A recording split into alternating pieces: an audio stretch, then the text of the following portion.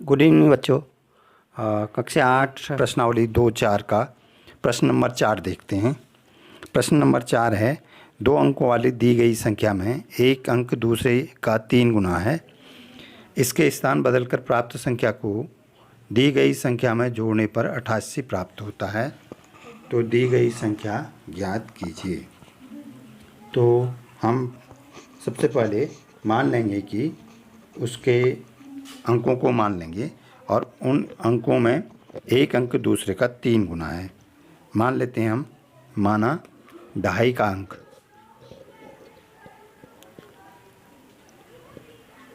माना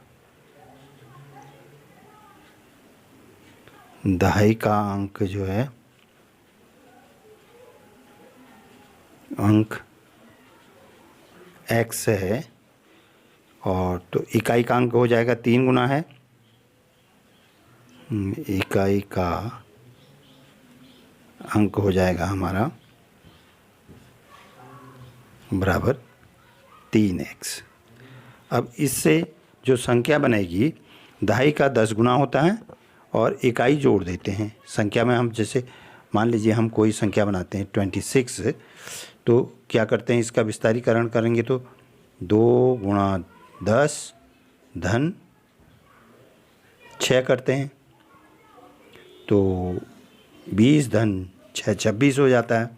तो इसी तरह से हम संख्या बराबर हो जाएगी, हमारी संख्या बराबर हो जाएगी 10 गुणा x, ये गुणा का निशान है, धन 3x बराबर 13x हो जाएगी। अब इनके अगर अंकों का स्थान अगर बदल देते हैं तो तब क्या होगा, अंकों का स्थान बदलने पर ये 2.5 इकाई का अंक जो है हमारा, ये 2.5 का अंक बन जाएगा। स्थान बदलने पर संख्या, स्थान बदलने पर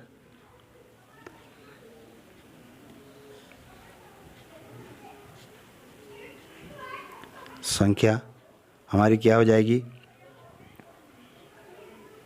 ये 3x जो है अब हमारा 2.5 हो जाएगा। 10 गुणा 3x धन x बराबर हो जाएगा हमारा 10 तिया 30, 30x धन x बराबर 31x। अब कहता है कि दोनों को अगर जोड़ देते हैं तो हमको 88 प्राप्त होता है। अब हम प्रश्नानुसार यहाँ से करेंगे। प्रश्नानुसार यहाँ पर लिख लेंगे हम, प्रश्नानुसार शर्त पूरी लिख लेंगे कि दी गई संख्या और उसके स्थान बदलने पर प्राप्त संख्या को जोड़ने पर, ठीक है, यहाँ इतना लिख लेंगे, दोनों को जोड़ देंगे। ये है हमारी 13x मूल संख्या जो दी गई थी, और उसके बाद जो प्राप्त संख्या होती है वो है 31x। 31x दोनों को जोड़ दिया तो हमारा 44x हो जाएगा, 44x। अब ये प्रश्नानुसार क्या है, 44x जो है जोड़ने पर हमको कितना प्राप्त होती है, 88। तो हम ये बराबर हो जाएगा हमारा 88। अब 44x बराबर 88 है, 44x बराबर 88 है। दोनों तरफ समीकरण के हम 44 का भाग दे रहे हैं, 44 का भाग इधर भी दे देते हैं, 44 का भाग इधर भी दे देते हैं। ये कट गया आपका 1 बार और ये कट गया 2 बार। x बराबर आ गया हमारा 2। x है हमारा 2.5 का अंक, 2.5 है ये। अच्छा, इकाई का अंक क्या है, इकाई का अंक 3 गुना है, तो इकाई बराबर हो गई, इकाई बराबर हो गई बराबर 3x बराबर 6, 3 गुणा 2 बराबर 6। तो संख्या क्या हो जाएगी हमारी, संख्या हो जाएगी, संख्या हो गई 2 और 6, 26। ये हमारा उत्तर हो गया। अब इनके स्थान बदल देते हैं, तो ये 26 है, स्थान बदला हमने 62 और दोनों को जोड़ें तो 88। ये हमारा सत्यापन भी हो गया। प्रश्न 5 है, सोबो की माँ की आयु सोबो की आयु की 6 गुनी है। 5 वर्ष बाद उसकी माँ की आयु वर्तमान उसकी माँ की आय की वर्तमान 5 वर्ष बाद उसकी आयु माँ की वर्तमान आय की 1/3 हो जाएगी। उसकी 5 वर्ष बाद जो है उसकी आय जो है माँ की वर्तमान आय का 1/3 हो जाएगी। अब हम मान लेते हैं सोबो की आय, माना सोबो की आयु x है, वर्तमान आयु, ठीक है। अब उसके बाद 5 वर्ष बाद पहले हम उसकी माँ की आयु, माँ की आय की आय हो जाएगी हमारी 6 गुनी है, आय बराबर हो जाएगी 6x, 6 गुनी 6 से x को गुणा कर देंगे, 6x वर्ष हो जाएगी, ये भी वर्ष है, ठीक है। अब उसके बाद क्या करा, 5 वर्ष बाद सोबो की आय क्या होगी, 5 वर्ष बाद सोबो की आय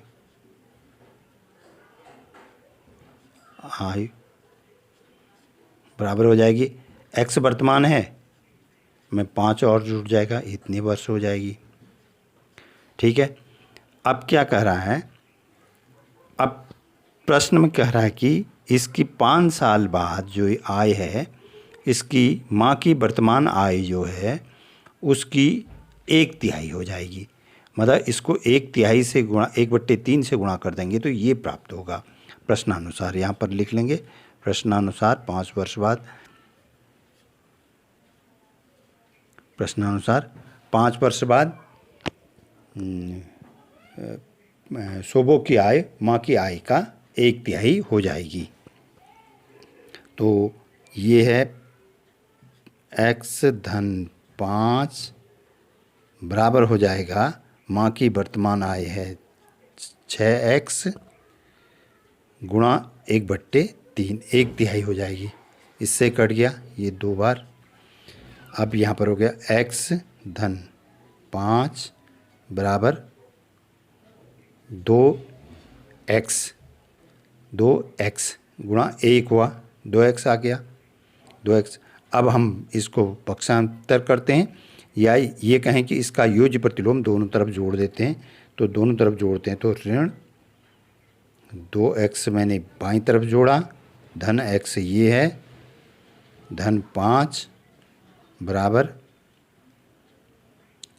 2x धन ऋण 2x, ऋण 2x मैंने यहाँ पर भी जोड़ा, बाएं पक्ष में भी जोड़ा, दाएं पक्ष में जोड़ा, ये दोनों हो गए हमारे शून्य। इन दोनों में से देखिए ऋण 2x है, धन x है, बड़े का चिन्ह बड़े में से छोटा घट गया, बड़े का चिन्ह लगा दिया, x बचा, धन 5 बराबर 0 आ गया। अब इसका योज्य प्रतिलोम हम दोनों पक्षों में जोड़ देते हैं, ऋण x धन 5 ऋण 5 बराबर 0 ऋण 5, ये 0 हो गया, ऋण x बराबर हो गया ऋण 5। अब देखिए इसका अगर ऋण ऋण दोनों तरफ समान है तो धन धन भी समान होंगे, ठीक उल्टे हैं, इसका भी उल्टा इसका भी उल्टा। या इसको ऐसा कहें कि हम ऋण 1 से इधर भी भाग देते हैं, ऋण 1 से इधर भी भाग दें, 1 से भाग देंगे तो 1 ही आएगा लेकिन धन आएगा, ऋण भागा ऋण तो धन आएगा, x बराबर धन 5।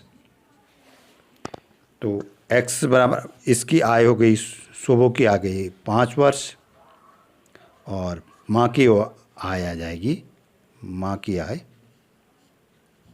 की आई 6 गुना है तो 6x बराबर 30 वर्ष। अब देखिए इनको इसकी सत्यापन भी कर लीजिए।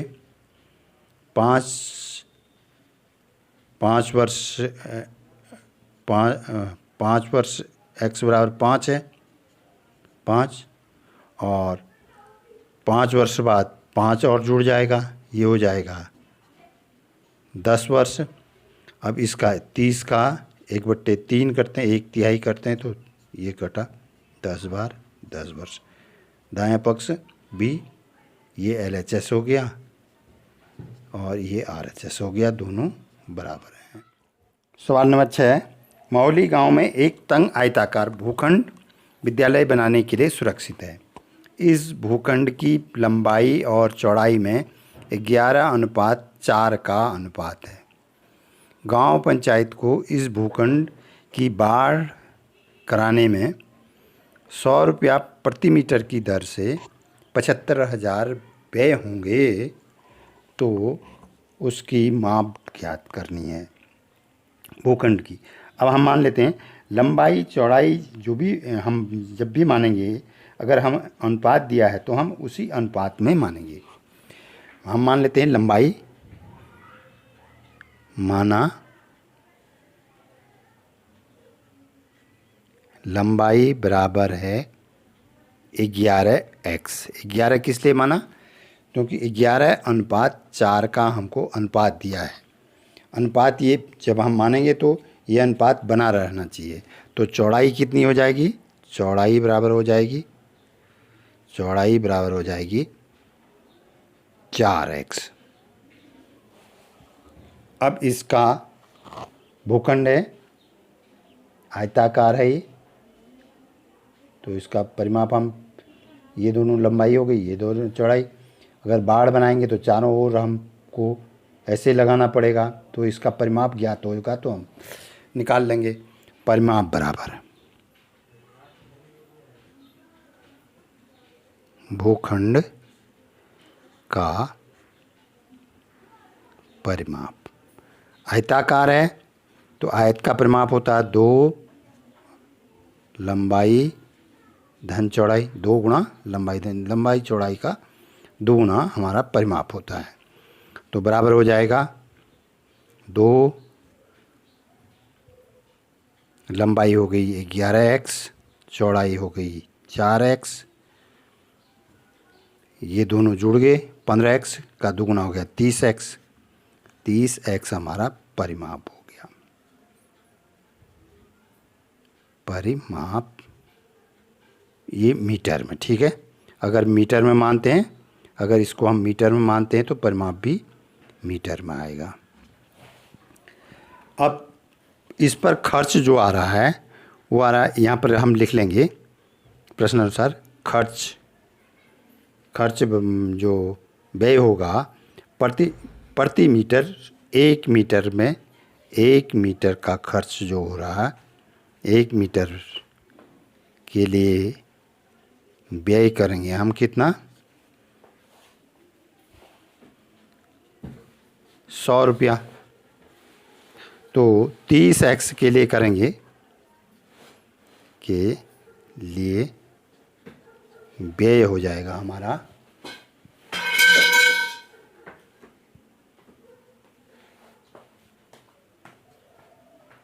30x गुणा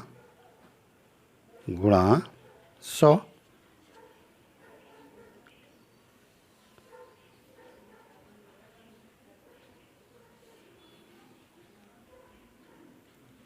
बराबर